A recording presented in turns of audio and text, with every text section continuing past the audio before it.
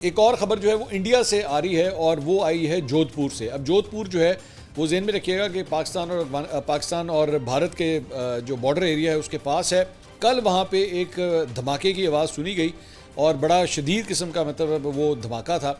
अब उसके बाद जो है वो पूरे जोधपुर के अंदर जो है वो काफ़ी खौफ रास फैल गया, क्योंकि आप जानते हैं कि दिल्ली के अंदर भी एक धमाके का जो है वो वाक़या पेश आया था, जिसके बारे में अभी तक सिर्फ इन्वेस्टिगेशंस ही चल रही हैं। अभी तक कोई डिटेल जो है वो सामने नहीं आई है कि एक्चुअली हुआ क्या है।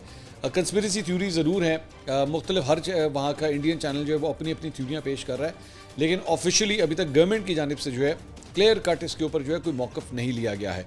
तो जोधपुर के अंदर जो है वो धमाके की आवाज़ सुनी गई और उसकी वजह से पूरे जोधपुर शहर के अंदर जो है वो काफ़ी खौफ रास फैल गया। ये चंद फुटेजेस आप स्क्रीन के ऊपर देख रहे हैं जिसमें लोग काफ़ी डरे हुए, मतलब एकदम आवाज़ आती है।